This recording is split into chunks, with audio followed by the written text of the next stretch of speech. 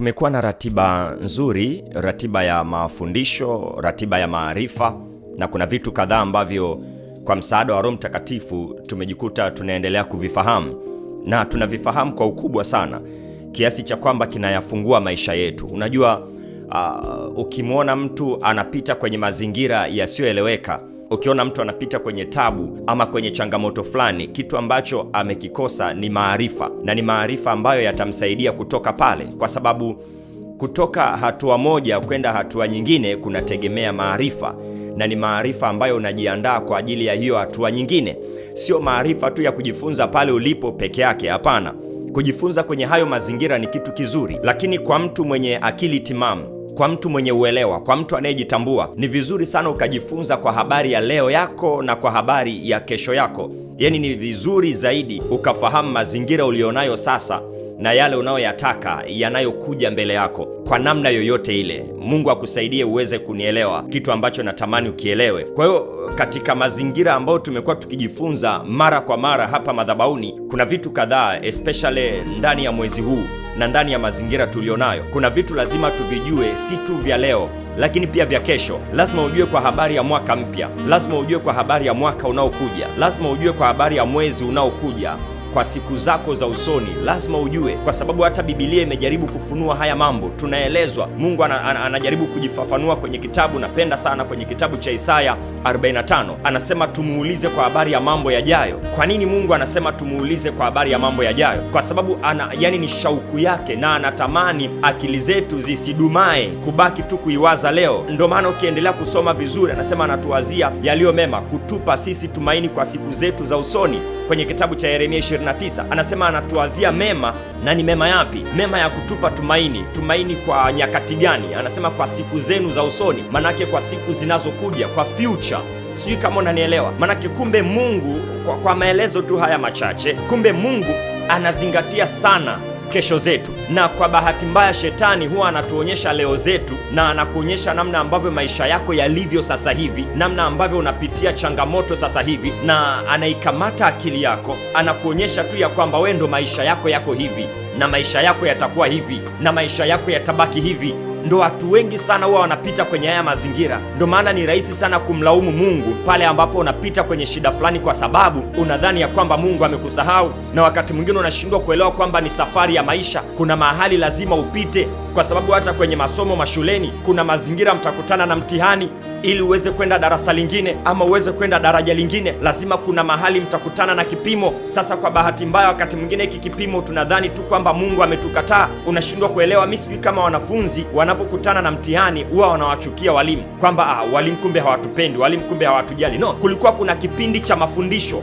Kwa kipindi kirefu kabisa walimu walikuwa bize, wanaingia na kutoka, wanaingia na kutoka, mnabadilisha tu madaftari. Sasa hivi somo hili, sasa hivi somo hili, kitabu hiki tusome, kitabu hiki. Walimu walikuwa bize sana kuhakikisha wanawafundisha. Na inavyokuja kufika kipindi cha mitihani, si kwamba walimu wanawachukia wanafunzi, jitahidi kunielewa.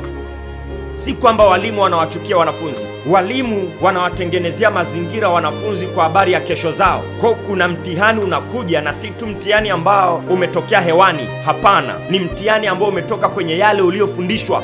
Narudia, Roho Mtakatifu anatufundisha kitu hapa. Ni mtihani ambao umetoka kwenye yale uliofundishwa. Hakuna mwalimu mjinga ambaye atakuletea maswali ambayo hajawahi kukufundisha wala kukupa maelekezo ya kusoma. Hakuna. Vinginevyo huyo mwalimu hana vigezo vya kuwa mwalimu. Lakini walimu wenye vigezo, wenye taaluma zao, lazima atakupa mtihani kutokana na kile alichokufundisha ama zile topic ambazo alikupitisha uzisome. Unanielewa vizuri? Hii ni kitu ambayo inakuja sawasawa kabisa na maisha yetu ya kiroho. Huwa tuna kipindi cha mafundisho. Are you listening? Huwa tuna kipindi cha mafundisho. Mungu huwa anatufundisha. Kuna kipindi Mungu huwa anatutaka tukae darasani, lakini kwa bahati mbaya wengi huwa tunakuwa watoro darasani.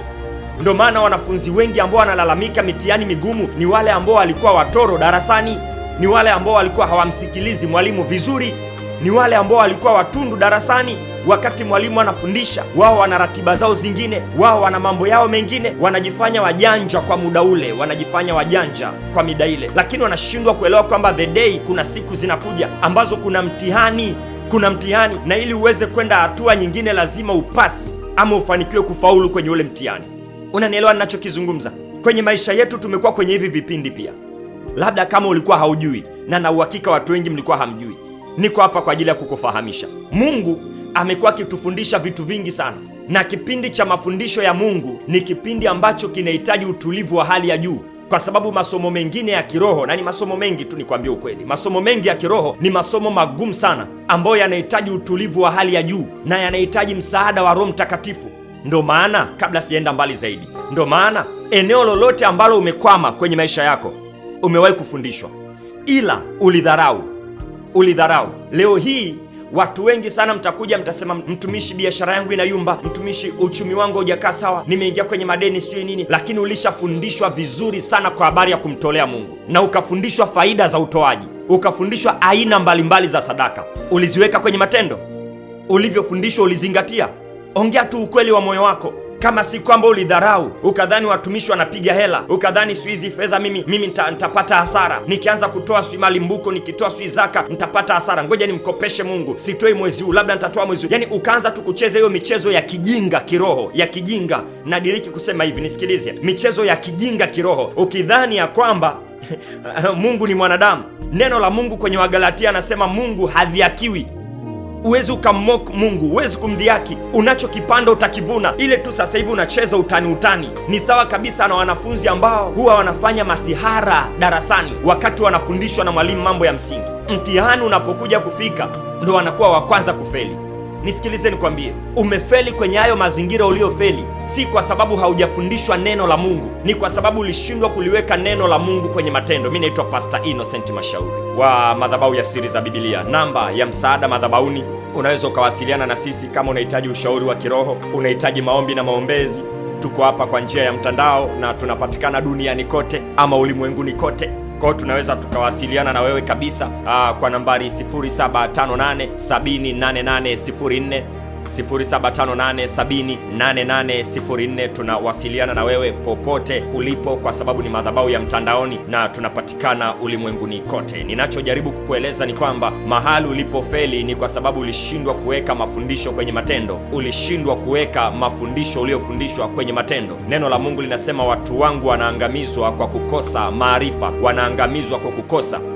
Bwana Yesu asifiwe. Umeshindwa namna ya kuyatumia maarifa, umeshindwa namna ya kuyatafuta na kuyaweka maarifa kwenye matendo. Mara nyingi sana Mungu amekuwa akitufundisha, Mungu amekuwa akituweka darasani. Nisikilize nikwambie, Mungu amekuwa akituweka darasani kwenye maeneo mengi sana. Unajikuta unafundishwa vitu madhabahuni na unavichukulia kawaida. Wakati mwingine unaweza ukasema hili somo nalijua, hili somo nalijua. Nisikilize, Mungu ni mpya na neno lake ni jipya kila siku. Unanielewa? Neno la Mungu halizoeleki. Leo linaweza likaja na maana nyingine na kesho likaja na maana nyingine. Ndio maana Biblia ina miaka na miaka, lakini bado inaendelea kutusaidia. Manake ingeendelea kuwasaidia kina Musa tu basi, ingemalizana tu na kina Ayubu basi na kina Nuhu basi, lakini mpaka leo kama Biblia bado ina pumzi ya uhai ya kutusaidia, manake ina kitu kipya, na yenyewe pia inajieleza, ni mpya.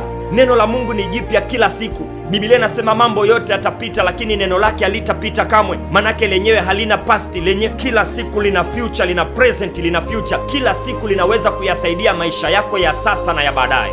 Unanisikiliza vizuri? Neno la Mungu linaweza kuyasaidia maisha yako ya sasa na ya baadaye, pamoja na kwamba limeandikwa miaka kadhaa iliyopita, lakini kwa nini mpaka leo linaweza likakusaidia? Vitabu vingine vinaweza vikapoteza ubora. Vitabu vya hadithi, vya simulizi vinavyoandikwa kutokana na mazingira vinaweza vikapoteza ubora, lakini neno la Mungu haliwezi likapoteza ubora, haliwezi likapoteza quality yake, haliwezi likapoteza heshima yake. Kama ambavyo liliwasaidia wengine, linaweza likakusaidia na wewe. Miaka mingi iliyopita liliwavusha wengine, linaweza likakuvusha na wewe. Unanielewa ninachokizungumza, mtu wa Mungu? Kwa tumejikuta tunakwama kwenye hilo eneo la mafundisho. Mungu anapotufundisha huwa anajua kabisa mbele, ili uweze kuvuka hatua moja kwenda nyingine, kuna kamtihani pale, kuna kamtihani. Nenda kawaulize wanafunzi, kutoka darasa moja kwenda lingine waga kuna mtihani, darasa moja kwenda lingine huwa kuna mtihani, darasa moja kwenda lingine kuna mtihani. Lazima kuna mtihani tu ambao unakuonyesha kwamba now you are qualified, umefanikiwa sasa, uko sahihi kwenda hatua nyingine. Lazima tujue Hatuwezi tukakuchukua tu tukakupeleka level nyingine, hapana. Mungu hafanyi hiyo biashara. Kama unajua, watu wengi tunatamani next level, lakini hatutamani mitihani ya kutupeleka next level. Kuna watu mnatamani kwenda hatua nyingine ya kiimani, ya kumjua Mungu kwa imani, lakini mtihani ukija hapa katikati, wengi sana mnafeli. Nakwambia ukweli, wengi mnafeli. Mungu ataleta mtihani, na wakati mwingine unaweza ukadhani, ukaanza kukemea, unadhani ni shetani. No, sometimes Mungu anakusogezea kitu. Mungu anakusogezea kitu ambacho unakitazama kama jaribu. Ndio maana Biblia inasema jaribu alikuwapata ninyi isivyo kawaida ya wanadamu. Maanake unaweza kadhani kama limekuzidi. No, lakini Mungu ametengeneza mazingira, anajua hii kitu unaiweza, ndio maana nakupa hii kitu, unaimudu, ndio maana nakupa. Anajua kabisa lazima utavuka, lazima utavuka. Kwa nini Mungu anathibitisha, anasema ili jaribu lazima utavuka? Kwa sababu anakumbuka alishawahi kukuweka darasani ukajifunza kwa habari ya hilo somo. Mungu hawezi kukupa mtihani ambao hajawahi kukufundisha. Nisikilize nikwambie, acha kulalamika ukiwa kwenye hilo jaribu. Jaribu kukumbuka ni mara ngapi Mungu aliwahi kukuweka darasani akikufundisha kwa habari ya imani, akikufundisha kwa habari ya inawezekana, akikufundisha kwa habari ya usiogope, akikufundisha kwa habari ya kumwamini yeye. Ni mara ngapi Mungu alikuweka darasani kwenye hayo masomo? Mara ngapi? How many times? Na muda wa darasani unakuaga mkubwa sana kuliko hata muda wa mtihani. Mtihani inaweza ikawa tu ni siku moja, lakini masomo mnaweza mkafundishwa mwaka mzima, mnaweza mkafundishwa miezi mingi sana. Lakini jaribu kuangalia, wengi mnakaa madarasani japo hamna utulivu madarasani, lakini mnakuja kukata tamaa kwenye mtihani wa siku moja. Mtihani wa siku moja, huo ugonjwa tu umeinuka, unaanza kuweka mashaka kwa Mungu. Mungu alishawahi kukufundisha kwa habari ya uvumilivu, lakini haukuzingatia. Haukujua kuna kitu kitakuja ambacho kinakutaka uvumilivu uliofundishwa darasani. Mungu aliwahi kukufundisha kwa habari ya uaminifu, lakini haukuzingatia. Leo kuna jaribu limekuja mbele yako, linakukatisha tamaa. Unashindwa kukumbuka ya kwamba kuna siku uliwahi kufundishwa kwa habari ya uaminifu wa Mungu, lakini haukuzingatia. How many times? Ni mara ngapi umefundishwa? Ni mara ngapi madhabahuni tunakufundisha vitu vingi? Ni mara ngapi? Lakini wangapi wanaliweka jambo kwenye matendo? Kwa sababu mafanikio yanapatikana kwenye kuapply kile unachokijua ama kile ulichofundishwa. Mafanikio hayapo kwenye kujua tu, no. Mafanikio yapo kwenye kukijua kile unachokijua na kukiweka kwenye matendo, kukihamishia kwenye matendo. Ndio maana neno la Mungu linasema tu wazi ya kwamba imani pasipo matendo imekufa. Unaweza ukawa na imani nzuri sana kwa habari ya Mungu, ukawa na imani nzuri sana kwa habari ya wokovu wako, lakini usipoweka ile imani kwenye matendo, hamna kitu unafanya. Hamna kitu unafanya. Imani pasipo matendo, Yakobo inatuambia imani pasipo matendo is dead, imekufa. Kwa ni lazima uelewe ya kwamba mafanikio yamefichwa kwenye kuapply kile ulichofundishwa. Mafanikio yamefichwa hapo. Acha tu kujua unajua vingi. No, sio swala la kujua vingi, hivyo hivyo vichache unavyovijua. Nisikilize, mimi nina shuhuda nyingi sana, na mimi pia ni mmoja wapo. Tangu nimeanza kujua neno la Mungu, nimeanza kufundishwa, mimi nilianza na kiu.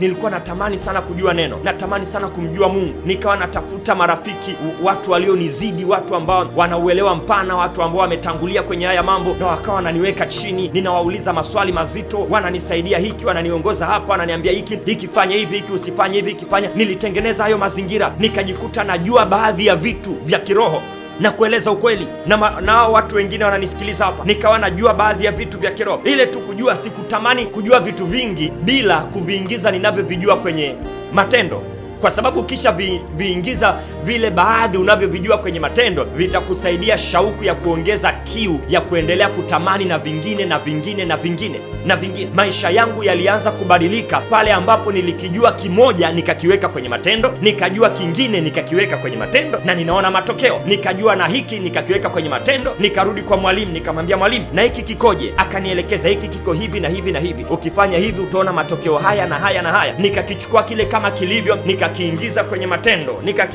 matendo. Nisikilize nikwambie, mimi nilionyeshwa maana na thamani ya mfungo.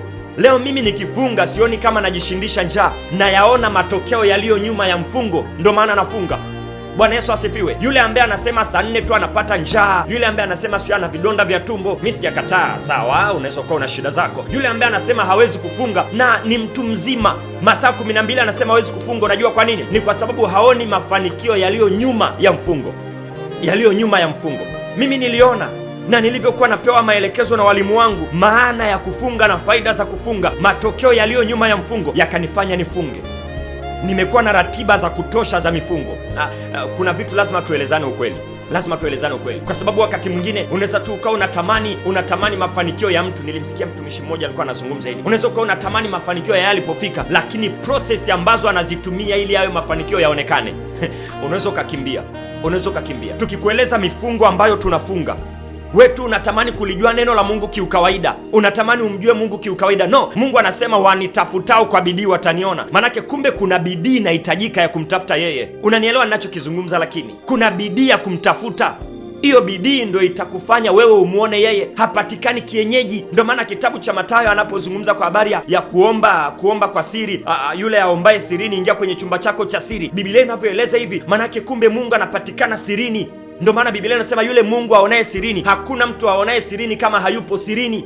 Mungu aliye sirini anaona sirini unayoyaomba, anasema atakujaza, atakuongeza, atakuzidisha, atayaleta matokeo yako hadharani, lakini yeye yupo sirini na anatafutwa kule sirini. Kuna bidii inahitajika, mtu wa Mungu, nisikilize. Unanielewa? Watu tumefundishwa kwa habari ya kumtolea Mungu. Leo hii mimi huwezi nimefika kiwango ambacho hata unachofundishwa unakipima. Unaona hiki chenyewe naenda kuapply, sipotezi muda, naenda kuapply. Alafu nisikilize, nikwambie kitu kingine. Mungu ni Mungu wa majira na nyakati. Kuna vitu naweza nikakufundisha mwezi huu, ile tu ukisema nitakuja kuapply mwezi ujao, umepishana na gari ya mshahara.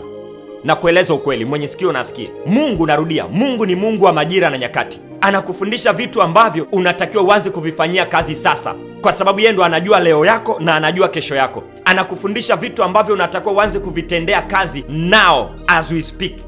Lakini kuna watu wanasema okay, nitaanza kulifanyia kazi mwakani, mwezi ujao taanza kutoa sadaka labda mwezi ujao, taanza kuomba mwezi ujao. Alafu mwezi huu unafanya nini? Ile tu unaweka gepu mwezi huu, ndo shetani anakupata hapa, na shetani anatengeneza mazingira hapa ya wewe kushindwa kwenda kutekeleza lile jambo mwezi ujao. Anaanza kukupatia hapa. Ndio maana hata huo mwezi ujao ambao umeusema kiuhalisia hautafanya. Mimi nakwambia ukweli, wangapi walisema nitaanza kufunga mwezi ujao, walifunga? Maybe naweza nikaongea na wewe. Ulisema nitaanza kufunga ama kuomba mwezi fulani, huo mwezi ulifika, uliomba? Ni uongo. Watu wa Mungu, Mungu atusaidie sana.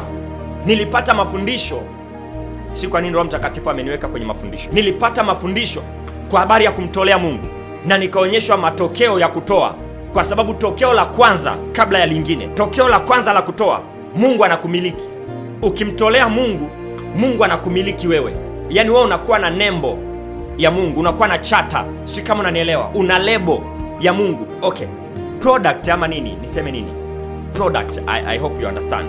Bidhaa, yes, bidhaa ya kampuni fulani huwa inatambulika kwa nembo ama lebo, si ndio? Lebo ama nembo ya ile kampuni inakuwa pale. Si umenunua labda kifaa gani, kile kifaa huwa kina lebo. Sasa siwezi nikataja makampuni hapa, lakini kina lebo, labda siri za Biblia, unaelewa? Siri za Biblia, labda kama ni kitabu, siri za Biblia, labda kama ni vazi, siri za Biblia, labda kama ni kitu fulani, siri. Yani kuna lebo ambayo ina present kwamba hii product ni ya kampuni fulani.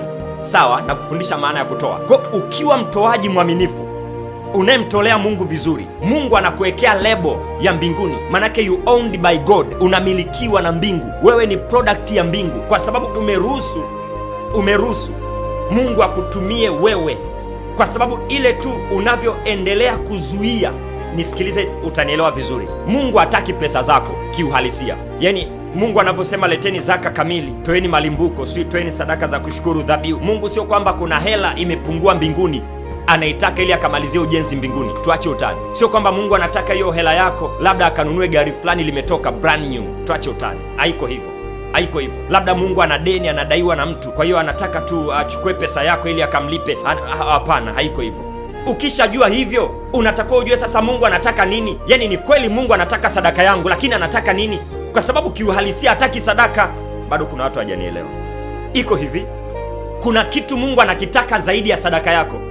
Kuna watu mpaka leo hamjavuka bado. Yaani kwenye kutoa bado mnatafuta vichenchi kanisani, mnazunguka na vibukubuku kanisani, unatuma suika shingapi, unamtumia mtumishi suika hela gani. Mimi sijadharau pesa, nisikilize nikwambie. Mimi sijadharau pesa yako. Inategemea na Mungu amekubariki kwa kiwango gani, na Mungu anakusemesha moyoni kwa namna gani. Kama Mungu amekusemesha utoe 1000, toa 1000. lakini usitoe kama unataka kumsaidia mtumishi. No, hatuendi hivyo, kwa sababu ni mara ngapi haujatoa na mtumishi hakulala njaa ama hakufa njaa? Kwa hiyo hautoi kwa sababu unamsaidia mtumishi, unatoa kwa sababu ni wajibu wako kama Mkristo. Unatoa, ni wajibu wako. Kutoa ni wajibu, kama ulivyo wajibu katika kuomba. Neno la Mungu linasema imewapasa kumwomba Mungu siku zote. Hapa hajasema unatakiwa inabidi uombe ama ukijisikia kuomba. No, unajua maana ya neno imewapasa? Manake Mungu anategemea uombe. Nilimsikia rafiki yangu mmoja, mtumishi wa Mungu, mwalimu wangu, alikuwa anafundisha kwa habari ya huu mstari, akasema Mungu atakushangaa sana ukiwa hauombi, kwa sababu Mungu anategemea uombe. Ukiomba ama ukiwa unaomba haimshangazi Mungu, kwa sababu ni kawaida yako na ni jukumu lako, ni wajibu wawe kuomba. Kwa hiyo ukiomba Mungu ashtuki, ndo anaona ni kawaida, it's your nature. Lakini Mungu anashangaa sana ukiwa hauombi. Unanielewa? Ndio maana neno kwenye Luka anasema imewapasa kumwomba Mungu siku zote. Manake ni wajibu wako kuomba. Na tukirudi kwenye eneo la utoaji wa sadaka, ni wajibu wako. Ukiwa mtoaji haimshangazi Mungu, lakini ukiwa hautoi ndio inamshangaza Mungu. Kwa nini hautoi? Kwa sababu ni wajibu wako kutoa. Hautoi kwa sababu unamtajirisha Mungu au unamtajirisha mtumishi wa Mungu. Ndio maana wengine wanatoa. Mwingine, kati ya message ambazo sizipendi, unakuta mtu anakwambia mtumishi, naomba nikutumie hiki kidogo, naomba nikutumie. Unamtumia nani kidogo? Kwa sababu mimi sijawahi kutaka kikubwa chako ama kidogo chako. Sijawahi kukuelekeza, ama sidhani kama mchungaji wako huwa anakuelekeza kiwango cha sadaka, lazima utoe hapa, lazima utoe hiki, toa kikubwa hiki. No. Labda kama malimbuko inajulikana ni yote ya mwezi, kama ni zaka inajulikana ni ile ambayo unaipata kila, kama ni biashara ama kama ni kazi, kuna ile 10%, hiyo inajulikana. Lakini sadaka zingine unatoa kwa moyo wa kupenda, unatoa kiwango ambacho unaona nampa Mungu. Na nimekueleza faida ya kwanza kabla sijaeleza faida zingine. Faida ya kwanza, Mungu anakumiliki. Narudia, ukiwa mtoaji mwaminifu, wewe unakuwa product ya mbinguni kiuhalali. Unajua wote ni watu wa Mungu, wote ni watu wa Mungu, lakini kuna matendo ambayo yanakufanya na Mungu pia awe Mungu wako. Narudia, hii sentence nzito kidogo. Kuna kitu Roho Mtakatifu amenisaidia. Iko hivi, wewe unaweza ukajiita mimi ni mtoto wa Mungu, lakini Mungu anajiita yeye ni Mungu wako. Hii ni hatua nyingine, hii ni hatua nyingine. Nitakupitisha kwenye maandiko, nikuonyeshe baadhi ya mistari, itakusaidia. Baadhi ya mistari itakusaidia. Bwana Yesu asifiwe sana. Itakusaidia, sio kitu chepesi sana. Wewe unaweza ukasema mimi ni wa Mungu. Mungu anasema yeye ni Mungu kwako. Mungu anasema yeye ni Mungu kwako. Labda nikuonyeshe kwenye maandiko mengi tu, nikupitishe, labda kuna kitu utanielewa. Lakini kama unahitaji msaada madhabahuni, tuko hapa kwa ajili ya kukusaidia pia. Tuko kwa ajili ya kukusaidia. Namba ya madhabahuni ni 0758708804. 0758708804 ni namba inapatikana ulimwenguni kote. Unaweza ukawasiliana na sisi kwa njia yoyote na tukakurudia kabisa kwa wakati. Unapiga simu, unatuma message ama voice note, tukakusaidia. Huenda ni ushauri wa kiroho, maombi au maombezi. Mimi naitwa Pastor Innocent Mashauri na haya ni maarifa ya kimungu. Maarifa ya kimungu. Tunamjua Mungu zaidi kwenye hii madhabahu ya Siri za Biblia. Tunamjua Mungu zaidi. Wewe unaweza ukasema ni mtoto wa Mungu. Unaweza ukasema mimi ni wa Mungu. Mungu yeye ni Mungu kwako, kwa sababu hii ni level nyingine. Hii ni level nyingine. Natamani nikufunulie Biblia kama nilivyokueleza kwenye kitabu cha Yeremia. Asante Roho Bwana. Asante Roho Bwana. Kwenye kitabu cha Yeremia kuna kitu nikuonyeshe. Kiukweli Roho Bwana anatupenda sana. Yaani kuna mafundisho mengi ambayo anatupatia, na haya mafundisho ni mtego. Narudia, haya mafundisho ya leo ni mtego. Usipoyaweka kwenye matendo, alafu kuna kitu kikainuka kama jaribu mbele yako, ukaanza kulalamika, Mungu atakushangaa, kwa sababu kitu ambacho Mungu atakuuliza nilikufundisha. Ndio maana wengi huwa mnajikuta mnaanza kukumbushwa maandiko, mnakumbushwa mafundisho, mnakumbushwa maandiko ambayo mliwahi kufundishwa, kwa sababu hayo ndio yatakutoa kwenye hilo jaribu. Haya mafundisho ni mtego. Nisikilize, mimi nakueleza ukweli. Haya mafundisho ni mtego, na Mungu amekupa neema ya kuyasikia saa hii. Ni mtego huu. Usipoyaweka kwenye matendo, kuna jaribu unaweza ukakutana nalo, kwa sababu mara zote adui huwa analeta jaribu kutokana na kile ulichokielewa, ili akuondolee imani, Na ndio maana baada ya maelekezo kwenye bustani ya Eden, Mungu akampa maelekezo Adam kwa habari ya kila kitu ambacho anatakiwa kifanye pale, vitu ambavyo anatakiwa afanye na ambavyo hatakiwi kufanya, alafu akaondoka. Jaribu kuangalia adui alivyokuja kwa Adam na mke wake. Kitu ambacho alisema, alianza na neno eti. mkila tunda hili, mkila ya mti huu, mkila. Alianza eti. Manake adui huwa anakuja kupima uelewa wako wa neno ambalo umefundishwa. Ndio maana wengi mnajikuta katikati ya neno au baada ya neno mnaanza kuweka mashaka. Tukigusa tu kwa habari ya kuomba kwa bidii, mnaanza kuweka mashaka. Tukigusa kwa habari ya kumtolea Mungu kwa uaminifu, mnaanza kuweka mashaka. Yaani adui huwa anakuja kwanza kulipima neno kabla ya kukuletea jaribu. Nisikilize nikwambie, haya mafundisho Mungu akusaidie uyaelewe. Mungu akusaidie. Mimi sijui nani anapata msaada kwenye hili somo. Sijui nani anapata msaada. Sijui nani anapata msaada kwenye hili somo. Adui anapokuja kwenye maisha yako, huwa kwanza anakuja kulipima neno ulilolisikia. Lengo la yeye kupima neno ulilolisikia ni kwamba anataka akuondolee imani ambayo ilizaliwa na lile neno ulilolisikia madhabahuni. Anakuondolea imani. Akishafanikiwa kuiondoa hiyo imani, analeta jaribu. Na utajikuta unashindwa kuvuka lile jaribu, kwa sababu sio kwamba hauna neno, una neno, lakini imani katika lile neno iliondolewa. Ndio maana Biblia iko wazi, nasema kwenye kitabu cha Waebrania, anasema wao wameshindwa kupata kwa sababu hawakulichanganya neno na imani. Hawakulichanganya neno na imani. Adui anakuja kupima neno ulilolisikia, lakini lengo la kipimo ambacho anakileta adui ni kwamba anataka imani yako itindike, iporomoke, ishuke, usiwe na imani tena kwenye lile neno. Ndio maana leo hii tunazungumza, Wakristo wengi sana mna neno la Mungu, lakini hamna imani kwenye hilo neno. Wangapi mnatembea na Biblia, mna imani na hiyo Biblia? Wangapi mnajua mistari? Acha tu kusema mtumishi, nitumie mistari hii na hii na hii, mtumishi naomba mistari ya kuvuka hapa. No. Kuna baadhi ya mistari ambayo unaijua, umeshawahi kuiweka kwenye matendo hiyo mistari. Inakuwaje tu unajua mistari baadhi, lakini unashindwa kuiweka kwenye matendo? Kama hiyo mistari michache umeshindwa kuiweka kwenye matendo, kuna mistari mingine unaweza ukaiweka kwenye matendo ambayo tukikupatia. Mtego wa adui ni kupima neno ulilolisikia. Ndio maana Yesu alitoa haya maelekezo vizuri kabisa kwa habari ya mbegu zilizoanguka kwenye miamba, zimeanguka kwenye udongo mkavu, sio zimeanguka kwenye miba. Alikuwa anajaribu kuonyesha, sina muda wa kusoma maandiko yote, lakini wasomaji wananielewa. Mfano Yesu alikuwa anamaanisha neno la Mungu. Neno la Mungu. Wengi sana mnasikia neno la Mungu hapa madhabahuni, lakini ni wangapi hilo neno linazaa matokeo? Sasa ni kama najisikia tena nikusomee hili andiko. Ni wangapi hilo neno linazaa matokeo kwenye maisha yao? Wewe umeanza kusikiliza mafundisho hapa madhabahuni, siri za Biblia, tangu lini? Mafanikio yako wapi? Unadhani tatizo neno halina nguvu, ama wewe ndio umeshindwa kuapply neno kwenye maisha yako? Una mwaka mzima hapa madhabahuni, una miaka 2, 3, wengine miaka 4, 5, mna miaka mingi. Hata kama una mwezi mmoja hapa madhabahuni, bado kuna neno umelisikia ndani ya huo mwezi. Umeliweka kwenye matendo? Umeliweka kwenye matendo? Kwa nini tunamlaumu Mungu? Kwa nini tunalaumu neno la Mungu wakati hatujaliweka kwenye matendo? Kwa nini tunayalaumu makanisa yetu? Kile unachofundishwa na mchungaji wako unakiweka kwenye matendo? Upo kwenye hilo kanisa lako miaka mingapi?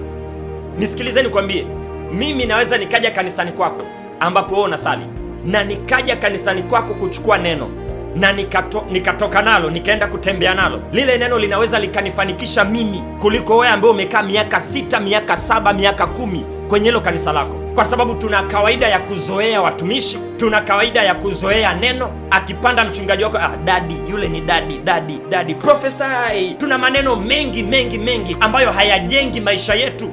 Prophesy na maisha yako yako vile vile. Go deeper. Maisha yako yako vile vile, haubadiliki. Kila Jumapili uko vile vile, maisha yako hayaongezeki. Unashindwa kuliwekea neno imani ili lilete matokeo kwenye maisha yako. Umebaki tu ni mtu wa ushabiki kanisani.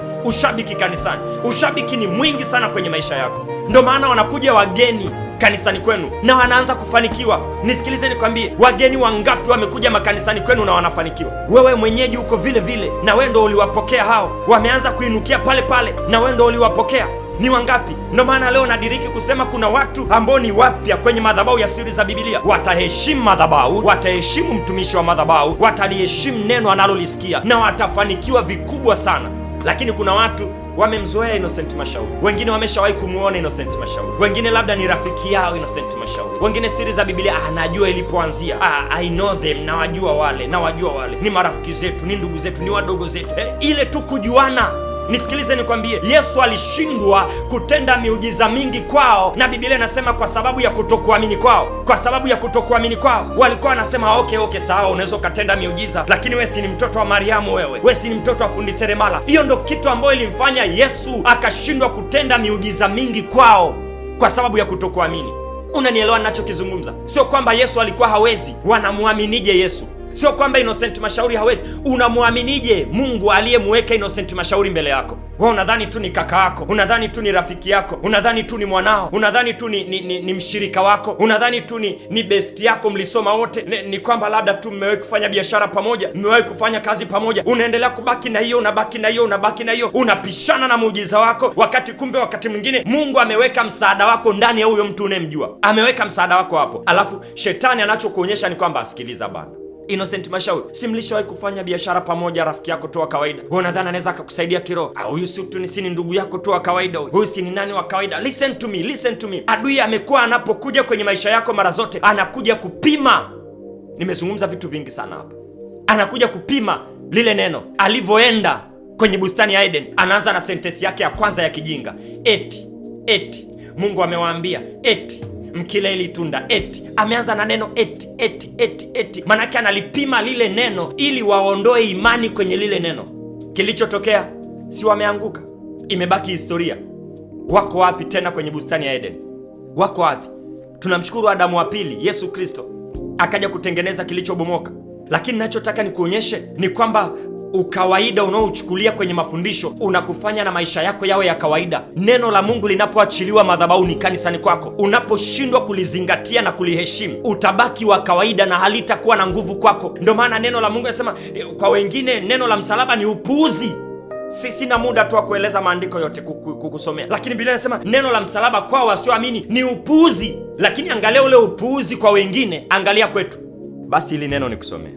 Kwa wapoteao ni upuuzi, si ndio? Kitabu cha Wakorinto wa kwanza. Ngoja nikusomee hili andiko. Kama kwao inaweza ikawa upuuzi, imagine kwetu inakuwa msaada mkubwa.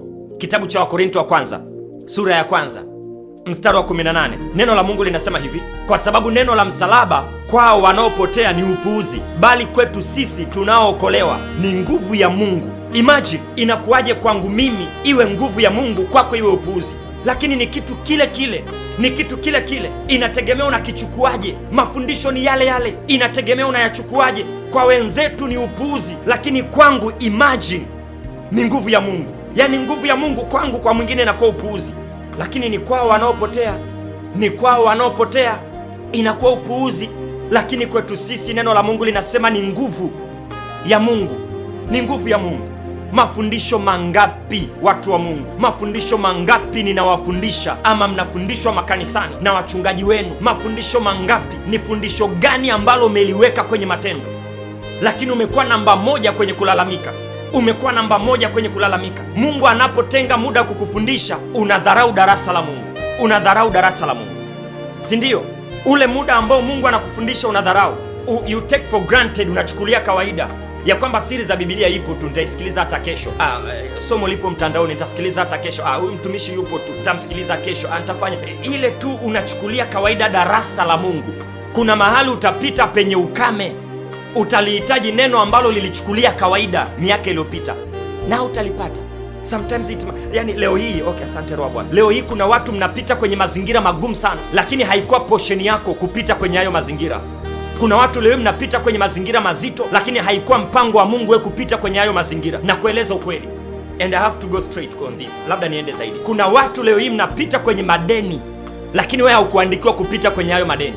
Mnapita kwenye madeni mazito sana. Imefika mahali unakopa hapa ili ulipe hapa, unakopa hapa ili upeleke hapa. Yaani unaanza kukopa kwa kulipa, kukopa kwa kulipa. Unakopa hapa, unamkopa A unamlipa B, unamkopa C unamlipa D. Yaani umekuwa unaanza kucheza hiyo michezo, unacheza hiyo michezo ya ajabu. Watu wengi sana hamkuandikiwa kupita kwenye hayo mazingira. Lakini kitu gani kimekupeleka kwenye hayo mazingira? Dharau ya neno. I'm telling you, dharau ya neno. Na masomo ninayokufundisha leo, ninayokufundisha mara hii, yanakusaidia kwa ajili ya mwaka mpya, yanakusaidia kwa ajili ya new season ambayo unaiendea, ili usiishi maisha uliyoyaishi miaka hii mingine. Ulidharau utoaji. How many times nimefundisha kwa habari ya utoaji, nimefundisha kwa habari ya sadaka, kwa habari ya zaka, malimbuko, sadaka za shukrani, sadaka za mbegu, na nimejaribu kueleza maana zake kabisa. Faida ya sadaka ya mbegu inakusaidia nini? Uingoje mpaka muda gani matokeo yake? Faida ya malimbuko inakusaidia nini? Uingoje mpaka wapi? Faida ya zaka ama 10% fungu la 10 inakusaidia nini? Faida ya shukrani, atoe dhabihu ya kushukuru, inakusaidia nini? Na haya mambo siyatoi kichwani mwangu. ama darasani niliposoma. No, ninayatolea kwenye Biblia. Hakuna mahali Biblia imeeleza kwa habari ya sadaka na kutaka utoe sadaka na haijatoa faida ya hiyo sadaka. Hakuna mahali. Atoe dhabihu ya kushukuru, kuna kitu kinaendelea pale mbele. Toeni zaka kamili, kuna kitu kinaendelea pale mbele. Toeni malimbuko, kuna kitu kinaendelea ambayo ni faida pale mbele. Sijui toeni sadaka gani, kuna kitu kiko pale mbele. Sadaka zote Biblia imeeleza matokeo yake, lakini unafanya kichwa chako kinakuwa kigumu. Unapopita kwenye madeni unaanza kuomba maombi. No, it is not about to pray for you. Sio swala la kuombewa. Ulishindwa kufuata maelekezo, sasa uombewe nini? Anza kuapply vile vitu. Maombi yana mipaka yake. Kuna matendo mengine yanatakiwa yafanywe zaidi ya maombi. Tunaomba ndiyo, baada ya kuomba unafanya nini? Wewe unadhani tukiomba tu uchumi unafunguka? No, nisikilize nikwambie. Kama umewahi kuambiwa mahali umedanganywa, au labda kama Mungu ameweka njia nyingine, lakini what I know na kitu Roho Bwana amenifundisha na nikakiweka kwenye matendo, tunaomba kwa habari ya uchumi. Tukimaliza kuomba, tunaingia kwenye zoezi la sadaka, tunaingia kwenye zoezi la kumtolea Mungu. Atoae sadaka, anayetoa. Mungu anawataka wana wa Israeli wamtolee sadaka, na nimekueleza faida ya kwanza ya kutoa sadaka. Acha kutoa sadaka kama unamuhonga Mungu, unatoa sadaka ili upate utajiri, unatoa sadaka. No, hatuendi hivyo. Faida ya kwanza ya kutoa sadaka, narudia, faida ya kwanza ya kutoa sadaka, unawekewa chapa ya mbinguni, unamilikiwa na Mungu. Imagine Mungu anakumiliki. Na muda tu unazidi kwenda, nilitamani nikusomee lile andiko ambalo linaonyesha tu inabidi na Mungu naye ajitambulishe kama ni Mungu kwako. Ukitoa sadaka, okay, I have to. Ngoja nikusomee. Tutaelewana tu. Kwa baadhi ya watu najua hili neno ni upuuzi. Okay, umeshachagua fungu lako. Kwa baadhi ya watu I know hili neno ni upuuzi kwao. Na hongera kwa sababu umechagua fungu lako. Umechagua fungu lako tayari. Umechagua fungu lako. Tubaki kwenye kitabu cha Yeremia 32 hapo. Natamani tuangalie mstari wa 38. So ni Yeremia 32 mstari wa 38, na kuonyesha kwenye Agano la Kale. Mistari ni mingi, na kuonyesha tu mstari mmoja kwenye Agano la Kale, alafu na kupeleka na kwenye Agano Jipya. Ni kuonyeshe pia mistari ni mingi pia kwenye Agano Jipya, lakini na kuonyesha pia mstari mmoja kwa sababu ya muda. Namba ya msaada madhabahuni, kama unahitaji msaada wowote, namba ya msaada madhabahuni ni 0758 70 8804.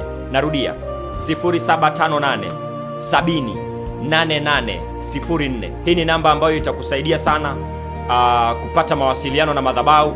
Labda unahitaji ushauri wa kiroho, labda unahitaji maombi na maombezi, kuna namna unahitaji kuzungumza na mtumishi. Watu wengi wamekuwa wakituma message, mtumishi, kweli nina mizigo, changamoto zangu ni hizi, lakini natamani kusikia sauti yako, unasema nini kwa hiki, natamani kuzungumza na wewe, labda mzigo wangu utashuka, natamani. Na sometimes imekuwa hivyo. Ukipata mtu wa kukusikiliza, huwa inakutengenezea mazingira ya kushuka na kutulia, yani unakuwa na hali ya fulani ya utulivu ukipata mtu wa kukusikiliza. Kwa sometimes tunaweza tusipatikane kiurahisi ama tusipatikane kwa wakati, lakini tukipata neema ya kuiona simu yako ama missed call yako umetutafuta, lazima tutakurudia tu kwa message ya kwamba karibu, tunaweza tukawasiliana tena, na tukawasiliana, labda tukakusikiliza alafu ukatuachia jambo lako, ama tukawa na neno ambalo tunaweza tukalinena.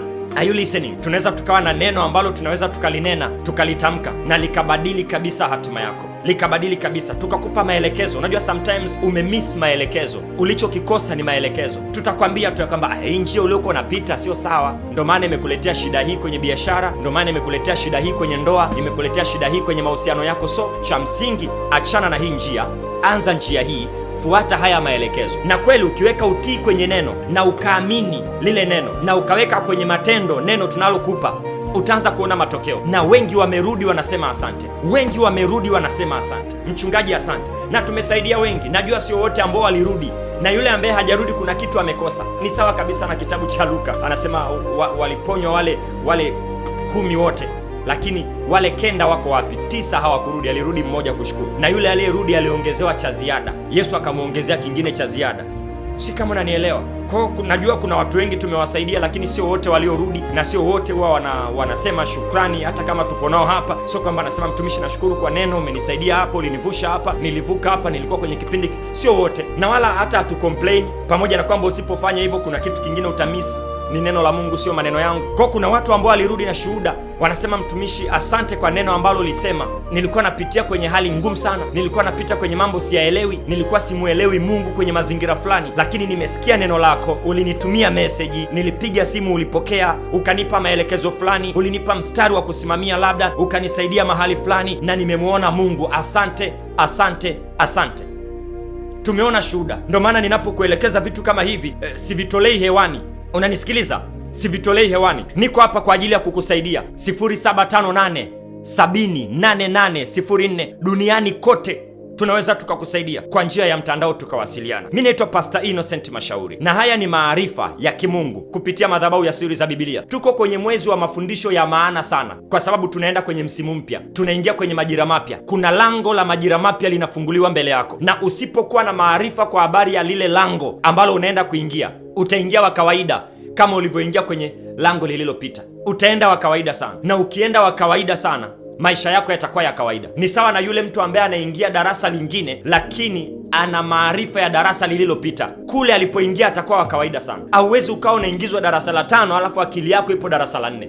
Ndio maana kati ya shule ambazo, kuna baadhi ya shule najua zipo, zimekuwa zikisaidia watu kuwafundisha kwa habari ya pre wanapoelekea kuna pre form 1 sometimes. Kwa nini? Huyu mtoto anajengewa uelewa wa form 1 kabla hajaingia form 1. Sasa hivi naona hayo yapo mpaka kwenye madarasa ya chini huko. Mtoto anataka kuingia darasa la 5, anaanza kujengewa kidogo uelewa, anaanza kupewa kidogo maarifa, sio kwa wingi sana, lakini kidogo anaanza kupewa picha. Ndo nilikueleza hata kwenye kitabu cha Hesabu 13, nikakuonyesha sababu ya wale wapelelezi, kwa nini walirudi na makomamanga, kwa nini walirudi na tini na zabibu na tini, kwa nini walirudi nazo? Kwa sababu walikuwa wanakuja kuwaonyesha wenzao wanapoelekea pana nini. Ndio maana kuna preform 1. Ndio maana kabla hujaingia lile darasa la kwanza, kuna madarasa sasa hivi kabla ya darasa la kwanza. Zamani hayakuwepo haya, wakati sisi tunasoma zamani hayakuwepo. Unapitiliza, ni mtu mzima unapitiliza darasa la kwanza, lakini siku hizi hakuna. Siku hizi kuna baby nini, si baby class, watoto wanapelekwa wadogo kabisa, wanatengenezewa mazingira. Sio kitu kibaya, wanatengenezewa mazingira. Kuna miaka kadhaa wanaiwekeza pale, wakati mwingine ni miaka mpaka 3 kabla hawajaingia standard 1, alafu wanaenda standard 1. Kwa nini? Wametengenezewa miaka hii 3 ya kwamba standard 1 ndo ya kwanza ile. Huku tu kuna vitu tunawawekea akilini, lakini utakapoanza standard 1 uwe kuna vitu tayari unavielewa, ujue namna ya kuchora herufi, ujue namna ya kucount, ujue namna ya kufanya hiki. Kuna uelewa wanapewa watoto mapema. Unanielewa ninachokizungumza? Kwa hiyo haya maarifa ninayokupatia saa hii, kwa wanaopotea ni upuuzi. Tumesoma kwenye Wakorintho wa kwanza, lakini kwetu sisi, huenda ni kwangu mimi na wewe, ni neno la Mungu na ni nguvu ya Mungu. Are you listening? Ni nguvu ya Mungu. Lakini kwao wanaopotea saa hii wanaweza kuona, mtumishi anaongea nini? Mtumishi mbona simuelewi? Mtumishi mbona it is okay. Finally uzeeni. Tutakutana tukiingia kwenye new season. Tutakutana pale ambapo tupo kwenye mazingira yale ya kibiashara, lakini wewe unalia hauna wateja, mimi wateja wananizidi. Tutakutana kwenye mazingira yale ya kazini, mimi nanyanyuliwa cheo, napandishwa cheo, napata promotion, wewe unabaki kwenye level ile. Tutakutana. Matokeo ni hapa hata kabla ya mbinguni. Matokeo tutakutana. Iko faida ya kumtafuta Mungu. Mimi nakwambia ukweli. Acha wengine wadharau mafundisho, wewe endelea kukomaa. Acha wengine walale, uendelea kuamka kuomba. Acha wengine wachukulie poa, uendelea kuombea bidhaa zako. Ombea huduma unayoitoa kwenye biashara yako. Endelea kutamka jina la biashara yako madhabahuni. Endelea kutolea sadaka biashara yako. Endelea kuwaombea watoto wako. Acha wenyewe tu waendelee kuhang out, waendelee tu kuzunguka. Sijasema hivyo ni vibaya, lakini acha tu waendelee kujisahau. Kuna majira yatakuja, watoto wako watakuwa hodari. Watajiuliza, mbona watoto wangu wanashuka na watoto wako wanapanda? Mbona watoto wangu hawaeleweki madarasani? Watoto wako wanafanya vizuri. Atashindwa kuelewa wakati wao wanaenda beach kuogelea, wao ulikuwa unapiga magoti unaomba. Sijasema beach ni kubaya, ratiba ya good time ni nzuri, unatakiwa ufanye na watoto wako, lakini usisahau muda wa maombi. Usisahau kuiombea familia yako. Shando rakaraba. Usisahau kuwaweka watoto wako kwenye maombi. Usiache kuombea hiyo kazi usiache kuiombea. Hiyo kampuni yako usiache kuiombea, kwa sababu unapoiombea hiyo kampuni yako unatengeneza mazingira ya mafanikio yako pia. Wakati kampuni inainuka na wewe unainuka. Hizi ndo hisa za kiroho ninazozizungumza, ndo hisa za kiroho ambazo ninazieleza. Wakati kampuni inainuka, haitakuacha chini, kwa sababu ulikuwa unaiombea. Hata kama bosi hajui kama unaombea, hata kama kiongozi wako kwenye department labda hajui wa unaiombea kampuni, lakini kampuni itakavyoinuka kwa sababu ya maombi yako, na kueleza wazi, Mungu hata kuacha chini. Mungu na wewe atakuinua. Ndio maana kuna watu wanapata promotion makazini. Unajiuliza, mbona kama hana vigezo? No, alikuwa anaombea kampuni. Macho yako ya nyama hayaoni kama ana vigezo, lakini alikuwa anaombea hiyo ofisi, alikuwa anamuombea department yake, anamuombea bosi wake. Kuna maombi alikuwa anayafanya. Unajiuliza, amepandaje huyu? Mbona ameongezewa mshahara? Mbona rako ramashanda? Mbona anainuka kwenye kazi? Nini kimetokea? Mbona hana elimu kama za kwetu? Lakini alikuwa anapiga magoti, alikuwa anapiga magoti, alikuwa anapiga magoti. Hiyo ni hisa ya kiroho, hiyo ni hisa ya kiroho. Mungu anapoinua kampuni hawezi kumwacha muombaji chini, na muombaji anainuka, na muombaji anainuka. Shando rako rabo sata. Kuna mtu ananielewa ninachokizungumza? Kuna mtu ananielewa ninachokizungumza? Natamani sana niingie kwenye maombi na wewe, natamani sana niingie kwenye maombi na wewe. Something has to change. Inabidi uanze kulielewa neno ambalo linaachiliwa madhabahuni na ulipeleke kwenye matendo ili uone matokeo. Huu ni muda sasa rasmi wa kuanza kuiombea biashara yako, kwa sababu tunaingia kwenye majira mapya. Huu ni muda rasmi wa kuanza kuombea kampuni yako, wa kuanza kuombea ofisi yako, kwa sababu tunaingia kwenye majira mapya. Huenda hayo majira mapya yanaweza yakakuzuia, huenda hayo majira mapya yanaweza yakakuondoa kwenye reli, huenda hayo majira mapya yanaweza yakapunguza wafanyakazi. Ninakuombea isiwe wewe, na ni lazima tuingie kwenye maombi, ni lazima tumtafute Bwana. Huenda hayo majira mapya hayatahitaji bidhaa yako, ni lazima tuingie kwenye maombi. Kama kuna wazo jipya ambalo Bwana anataka kuliachilia kwako, na aliachilie mapema. Asisubiri upate hasara, asisubiri upate hasara kwa hicho ambacho unakifanyia kazi. Huenda kuna huduma unaitoa na labda haitahitajika kwa majira mapya. We have to pray. Kama kuna wazo jipya ambalo Bwana anaweka ndani yako, uanze kulitendea kazi ili usiingie kwenye hasara, maana huyu ni Mungu asiye na hasara kwenye maisha yetu. Tukimtegemea Mungu, kuna faida, hakuna hasara. Kuna faida shara masete, kuna faida, hakuna hasara. I pray for you,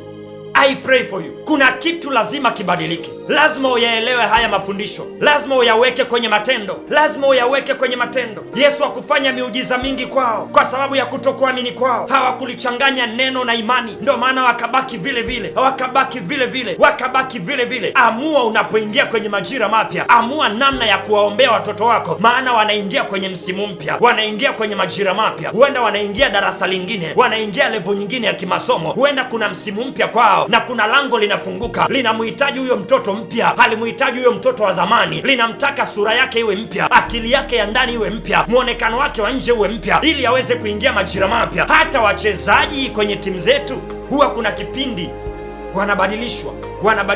Kocha anaamua kufanya ratiba zake, utaratibu wake, mara sio anaita kuna dirisha dogo, mara sio anaita kuna nini, manake kuna mabadiliko yanafanyika. Ananunua mchezaji, anafanya nini ili tu aweke timu yake kuwa kwenye usmart kwa ajili ya maandalizi ya ligi kuu. Haya yote madirisha madogo, makorokoro yote ambayo huwa yanafanyika, mazoezi ya mara kwa mara, wanapelekwa taifa lingine kwa ajili ya mazoezi, wanakaa kambini, wanaacha familia zao kwa ajili ya mazoezi. Yote yanafanyika kwa ajili ya maandalizi ya ligi kuu. Wana michezo wananielewa, kwa ajili ya maandalizi ya ligi kuu. Okay, tunaingia kwenye msimu mpya ambao unakutaka wewe mpya. Tunaingia mwaka mwingine, majira mengine yanakutaka wewe mpya, alafu bado unaishi kiukawaida. Lazima kiwango chako cha maombi kiongezeke, lazima kiwango chako cha mifungo kiongezeke, lazima kiwango chako cha kumtolea Mungu kiongezeke. Acha utani wa kutoa sadaka ulizozitoa miaka 5 iliyopita, na kueleza tu black and white. Acha kutoa sadaka zako za kiukawaida. Mungu amekupeleka level nyingine, bado wewe unaishi level ya kawaida. Maana yake unamwambia tu Mungu, haukusistahili. Ni kweli umeniongezea mshahara, lakini bado natoa sadaka hii. Haukusistahili, nirudishe tu chini, nirudishe tu chini.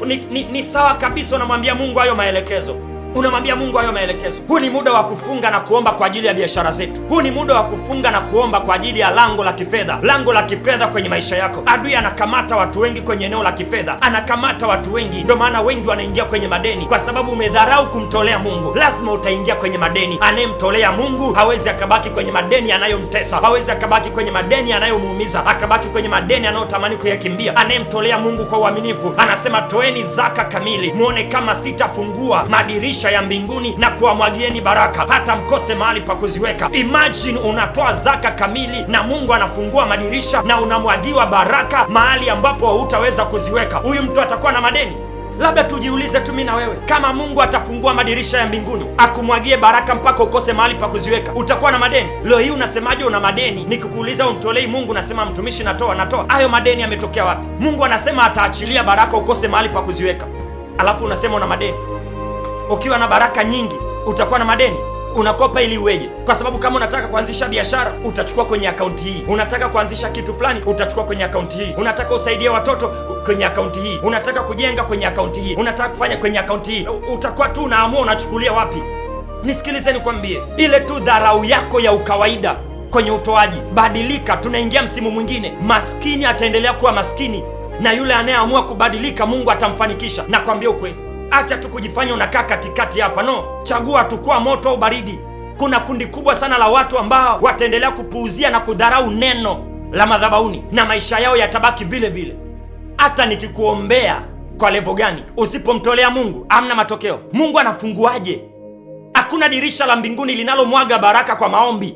Mimi nimesoma neno, labda kama una neno lingine uniambie. Hakuna maombi yaliyofanywa yakafungua dirisha la mbinguni kwa ajili ya baraka.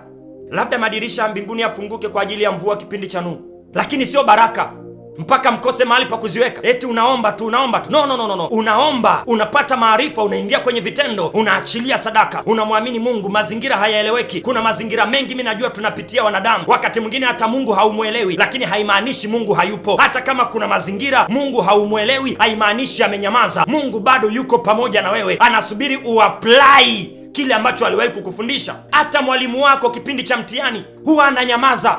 Anaweza akaingia kwenye hilo darasa akanyamaza, lakini ndo mwalimu aliyekufundisha, na amekufundisha vitu vyote ambavyo unayaona maswali yake pale, lakini atanyamaza. Anabaki tu anawaangalia, anatabasamu. Hawezi kukueleza chochote. Mwalimu mwaminifu hawezi kukueleza chochote, kwa sababu you have to think. Lazima ukumbuke jana, juzi, mwezi uliopita mlikuwa darasani na alikufundisha vitu hivyo hivyo ambavyo vimeingizwa kwenye mtihani. Atanyamaza. Na ndo wakati mwingine unaweza ukajiuliza, Mungu kama amenyamaza kwangu? No, sio swala la amenyamaza. Anataka utumie kile alichokufundisha wakati mpo darasani. Wewe unasema Mungu amenyamaza. Utalalamika sana ya kwamba Mungu amenyamaza. No, sio swala la Mungu amenyamaza. Unanielewa? Sio swala la Mungu amenyamaza. Huu ni muda ambao Mungu anataka utumie maarifa aliyokupa. Wakati upo darasani ulifundishwa kwa habari ya utoaji. Sasa hivi unapita kwenye hali ngumu ya kiuchumi. Kumbuka utoaji. Ipande hiyo sadaka kama mbegu. Mungu anasema anakupa mbegu na mkate. Bahati mbaya wengi mnafanya vyote ni mkate. Mnakula mpaka mbegu. Lakini Mungu anapokupa huwa anakupa mkate, anakupa na mbegu. Mkate kwa ajili ya kula, mbegu kwa ajili ya kupanda for your future. Lakini unakula. Unapitia kipindi kigumu sana cha magonjwa. Upo kitandani muda mrefu. Ndugu yako labda yupo kitandani muda mrefu. Mungu sio kwamba yuko mbali na nyie. No, Mungu amekaa pembeni, anasubiri utumie. Kuna kipindi ulifundishwa uaminifu, kuna kipindi ulifundishwa uvumilivu, kuna kipindi ulifundishwa maombi. Hata kwenye nyakati ngumu Mungu anasubiri uapply, alafu aonekane, kwa sababu analiangalia neno lake alitimize. It is not about kukuonea huruma. Hata mwalimu darasani wakati unafanya mtihani anaweza akakuonea huruma. Jasho linakutoka, unatetemeka, unahangaika, unajaribu kugeuka kwa mwanafunzi mwenzako, labda atakusaidia, unahangaika, unaomba ruhusa uende washroom, unarudi, hali ni mbaya, unatetemeka, design kama hueleweki. Wakati mwingine mwalimu yuko pembeni anatabasamu. Atakusaidiaje? Ulikuwa na muda mwingi wa darasani na alikuwa anakusaidia. Wakati mwingine anasema okay, ulizeni maswali, kama una swali lolote uliza, kama hujaelewa niambie, na mnajifanya mmeelewa, mnajifanya everything is okay. Mwalimu ni sawa tu, nalazimisha mwalimu atoke. Okay, watumishi tumekuwa tunamaliza hivyo, tunatoka. Hauwasiliani na sisi, hautengenezi mazingira ya kujua zaidi kwa habari ya zaka, mazingira mazuri ya kujua kwa habari ya maombi. Azifu umeshaelewa kila kitu. Unapoingia kwenye mtihani wa kiroho, ndo unaanza kutetemeka. Unamtafuta mtumishi kwenye hali yako ngumu. Mtumishi anarudi tuna lile neno, lakini nilifundisha. Na ulikuwepo ibadani na ulishiriki ibada, na nakumbuka ulituma message ukasema asante, nimelielewa somo. Nilikuona kwenye comment kabisa, lakini ulishiriki yale maombi. Uliweka kwenye maombi, kwenye matendo nini? Kitu gani ambacho ulikiweka kwenye matendo? Mtu wa Mungu, Bwana Yesu atusaidie sana. Kitu gani ambacho ulikiweka kwenye matendo? Lakini kuna mazingira mnasahau. Wakati wa amani ndo wakati wa kuwa makini sana. Farasi wa vita huwa anaandaliwa kipindi cha amani. Bwana Yesu asifiwe. Huwa anaandaliwa kipindi cha amani. Shetani huwa apigi hodi. Biblia inatuambia hivyo. Shetani anavamia, tuna vita yake. lakini Yesu anasema, tazama mimi nasimama mlangoni nabisha hodi. Manake Yesu huwa anasubiri wewe umruhusu aingie. Baraka zinasubiri wewe uruhusu uamue, lakini magonjwa hayasubiri uamue. Umaskini hausubiri uamue. Unanielewa ninachokizungumza? Hali mbaya ya maisha haisubiri uamue, huwa inakuja ghafla kama chafya, inakuja tu imekuvaa ghafla. Unapokosa neno na imani katika neno, ile hali inakupoteza. Lakini hali inapokuja kama hiyo, lazima unakuwa imara. Ndo maana Daudi anaandika kwenye Zaburi, anasema, naam, nijapopita katika bonde la uvuli wa mauti, sitaogopa mabaya. I will never be afraid. Sitaogopa. Nijapopita sitaogopa. Kwa sababu adui huwa anavamia, anafanya uvamizi, kwa sababu hilo sio hekalu lake, wewe sio mali yake. Kwa hiyo lazima atakuvamia. Anajua akibisha hodi kama Yesu hautamfungulia kabisa. Kwa hiyo atakuja kukuvamia. Ghafla umekutana na hali mbaya, ghafla ndoa imeharibika, ghafla mchumba kaharibika, biashara imeporomoka, ghafla hiki kimetokea. Pale sasa ndo unatakiwa uingie kwenye matumizi ya neno ulilofundishwa madhabahuni. Mambo yote yatapita, neno litasimama, neno linadumu. Lazima, hata kama nilikufundisha mwaka jana, apply hilo neno. Hata kama ulilisikia miaka 10 iliyopita, apply hilo neno kwenye hayo mazingira, apply hilo neno. Tupende maarifa, watu wa Mungu, tupende maarifa. Kuna maandiko mengi nilisema nitakusomea kwenye kitabu cha Yeremia 32, nilisema nitakusomea, lakini kwa sababu ya muda umetutupa sana mkono. Lakini nitarudi kwako ili ni somo pana na linaendelea, especially kwenye majira haya. Tupo kwenye majira ambayo tunaenda kwenye msimu mwingine, na huo msimu unatutaka sisi kuwa watofauti. Lazima uwe na maarifa ya kutosha ambayo yatakupeleka na lango la msimu mpya lifunguke mbele yako, katika jina la Yesu Kristo, katika jina la Yesu Kristo. Unahitaji ushauri wa kiroho, maombi na maombezi, 0758708804. Hakikisha unazingatia haya maelekezo. Kama ni kutoa, mtolee Mungu. Hakuna aliyetoa kwa uaminifu akawa maskini ama akapata hasara. Hayupo. Kama yupo, njoo niambie kwenye message, lakini hayupo. Mimi tu nimeona faida ya utoaji na kufundisha kitu ambacho mimi ninakitenda. Wakati mwingine kuna sadaka unaitoa, unajiuliza mara mbili. Unaona kabisa huu ungekuwa mtaji wa biashara kwenye sehemu fulani iliyochangamka, ni mtaji kabisa wa biashara, naanza kabisa biashara, lakini unaachilia kama sadaka. Imagine Mungu akiona unamheshimu kwa kiwango hicho, wewe unadhani malipo ya Mungu itakuwaje? Yeye atakupa kidogo kidogo. Kama wewe umetoa fungu kubwa, yeye atakupa kidogo? No. Wagalatia anasema unachopanda ndo utakachovuna. Yaani unatoa, wakati mwingine unasema. Ndio maana kuna watu, niwaeleze tu ukweli, sio kwamba kila sadaka unatoa kwa moyo wa kupenda. Wakati mwingine moyo ni wa kupenda sawa, lakini inauma ndani, unasema Mungu, naitoa hii, naitoa. Unaona kabisa ikitokea sitoi, naanzisha biashara, naweza nikaanza ujenzi, naweza nikanunua kiwanja. Ikitokea nisiitoi sadaka, naweza nikanunua kabisa gari. Nikitokea nisitoi sadaka, naweza nikafanya hivi. Lakini ndo unaiachilia madhabahuni, na tunaona matokeo. Hii au ya lini nimepata hasara?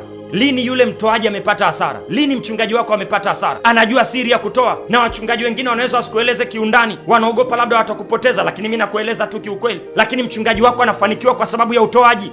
Wewe unadhani anafanikiwa kwa sababu ya sadaka zako? No, kwa sababu na yeye pia anajua pa kutoa, na yeye anajua pa kuachilia sadaka. Jifunze. Mimi nakuibia hizi siri ambazo hauzipati kwingine. Jifunze kutoa. Tukisema malimbuko, nitafundisha kuhusu sadaka nadhani ibada inayofuata. Tukisema kwa habari ya malimbuko, Mungu anaamua kusimama na biashara yako na kazi yako na uwekezaji wako kwa mwaka mzima. Imagine unaingia kwenye bima ya kiroho kwa mwaka mzima, unalipia bima ya kiroho kwa malimbuko, kwa sababu malimbuko ni bima ya kiroho.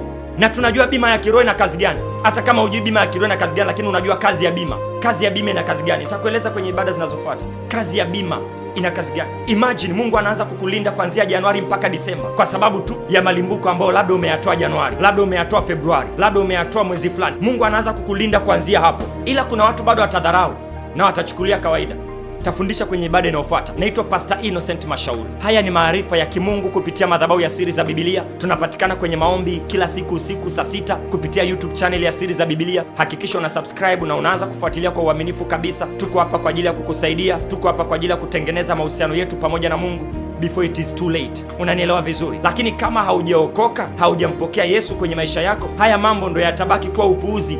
Neno la Mungu linasema kwenye Wakorintho wa kwanza 1, kwao wapoteao neno la Mungu ni upuuzi, lakini kwetu sisi ni nguvu ya Mungu. Kwa hiyo inaweza ikawa upuuzi haya mambo, unaweza usielewe kwa habari ya sadaka na mambo mengine, lakini mpokee Yesu leo. Mpokee Yesu kwenye maisha yako. Unaweza ukawa unanisikia saa hii, mpokee Yesu kwenye maisha yako. Mpokee Yesu before it is too late. Nisikilize nikwambie, we haujui ya kesho. Mpokee Yesu. Ni swala tu la kukiri na kuamini. Biblia inasema ukimkiri Yesu kwa kinywa chako, ya kuamini kuwa ni Bwana na kuamini moyoni mwako, utaokoka. Ni swala la kukiri na swala la kuamini. The rest Mungu anaanza kufanya kazi kwenye maisha yako kwa njia ya Yesu Kristo. Kitabu cha Yohana 3:16 inasema, kwa maana jinsi hii Mungu aliupenda ulimwengu. Pale kwenye ulimwengu ni wewe, sio tu kuipenda dunia, no, kwenye ulimwengu ni wewe. Manake kwa maana jinsi hii Mungu alikupenda wewe, alikupenda Innocent Mashauri, akamtoa mwanaye wa pekee ambaye ni Yesu kwa ajili ya maisha yetu. Kila mwamini asipotee, bali awe na uzima wa milele.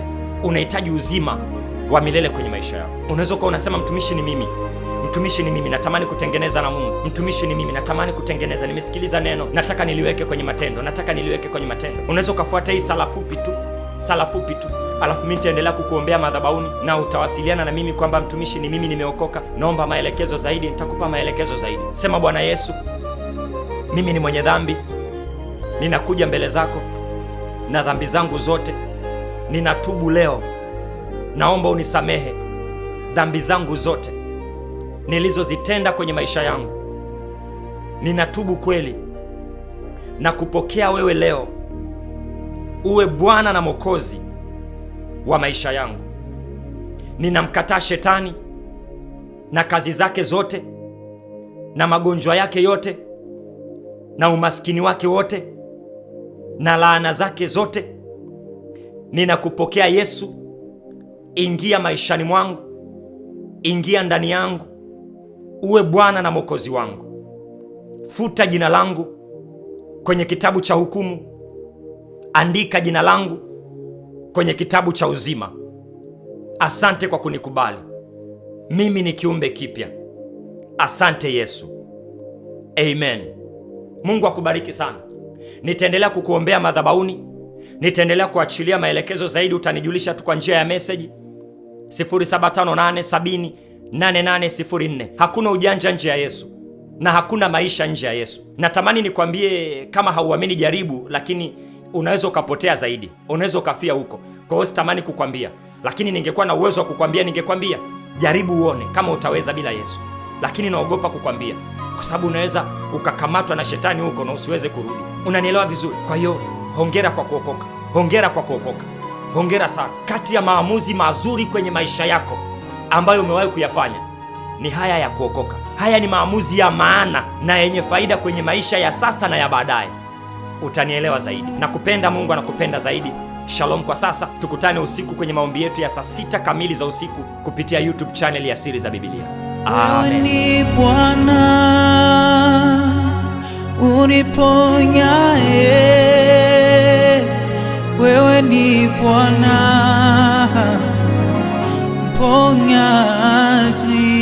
mponyaji, lituma neno lako liponye. Wewe ni Bwana ponyaji, wewe ni Bwana uniponyaye, wewe ni Bwana ponyaji, lituma neno lako liponye. Wewe ni Bwana ponyaji, wewe ni Bwana uniponyaye, wewe ni Bwana ponyaji, lituma neno lako liponye. Yesu, wewe ni Bwana.